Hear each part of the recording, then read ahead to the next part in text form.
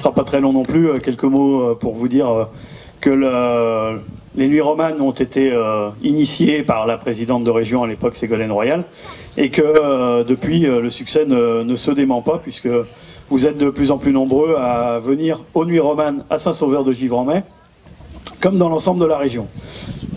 À peu près 500 personnes, d'après les petits tickets qui ont pu être distribués. Donc cet événement n'a pas cessé de croître et de s'enrichir pour devenir aujourd'hui un temps fort de la saison culturelle estivale en Poitou-Charentes. C'est attendu par les habitants qui maintenant connaissent bien les nuits romanes. Et puis c'est connu aussi au-delà des limites de la région, puisqu'on a régulièrement des touristes qui s'arrêtent et qui parcourent l'ensemble des nuits romanes de Poitou-Charentes. En 11 ans, parce que c'est la 11e édition, les Nuits Romanes, c'est devenu le plus grand événement culturel gratuit de France. Quelques chiffres, plus de 1070 soirées organisées, 1745 spectacles proposés, plus de 801 compagnies artistiques mobilisées, 500 équipes de techniciens du spectacle vivant accueillis et plus de 555 000 spectateurs depuis sa création. Donc ce succès, c'est avant tout le vôtre, à vous toutes et à vous tous, habitants de Poitou-Charentes, élus locaux qui accueillent et qui sont à l'initiative des Nuits Romanes, puisque la région a initié les Nuits Romanes, mais c'est bien les communes qui font acte de candidature et qui permettent des Nuits Romanes comme celles que nous allons connaître ce soir. Donc ce succès, les Nuits Romanes, le doivent au fait qu'elles ne sont pas un festival ordinaire, ça vous vous en doutez. Les Nuits Romanes, ça met en valeur les édifices romans. En fait, l'idée de départ, c'était la région Poitou-Charentes. Certains d'entre vous le savent peut-être, puisqu'on le dit année après année, la région Poitou-Charentes, c'est la première ou la deuxième ex-aequo avec la région Bourgogne en termes d'édifices romans. Ce qui a donné l'idée à la présidente de région de lancer les Nuits Romanes et de valoriser à la fois nos savoir-faire locaux. Ça permet de faire travailler les entreprises locales également. Ça dynamise le territoire puisque c'est des manifestations qui se déroulent dans les plus petites communes. Et aussi de participer à la promotion touristique. Je vous disais tout à l'heure qu'il y a des touristes qui viennent régulièrement. On a recensé 18 000 touristes qui ont participé aux Nuits Romanes l'an passé, par exemple. Les Nuits Romanes, c'est aussi une ambition culturelle pour le Poitou-Charentes. C'est même devenu une emblème et une vitrine. L'édition 2015, c'est 170 soirées, 171 calendriers. C'est le nombre de communes en fait qui ont sollicité la région pour les Nuits Romanes.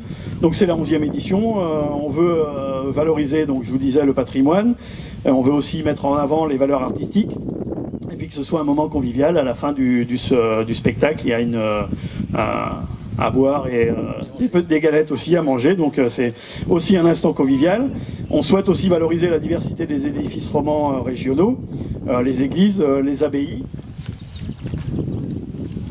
et aussi les donjons.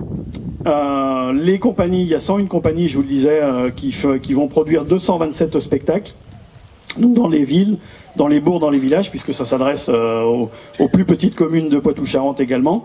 Et puis on essaye, on a toujours voulu que ce soit des spectacles de qualité, c'est-à-dire que la ruralité et la petite commune ne riment pas avec un spectacle qui soit moins bien ou moins grandiose que dans une ville plus importante.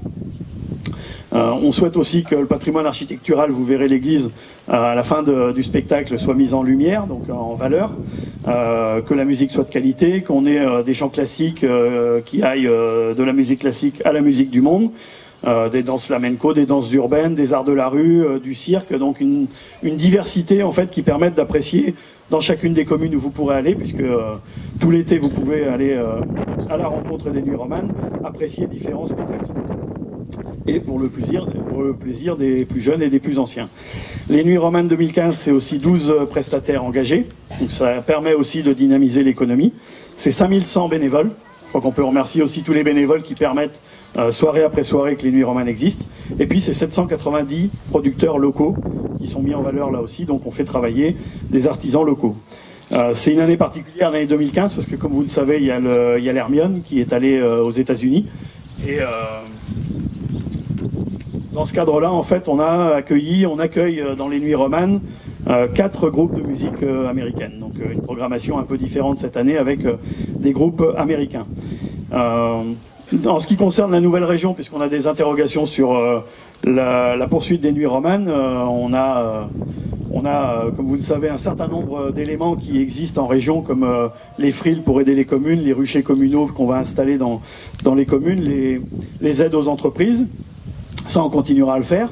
Mais pour les Nuits Romanes, on a plus de 10 ans d'expérience et puis c'est un véritable engouement populaire.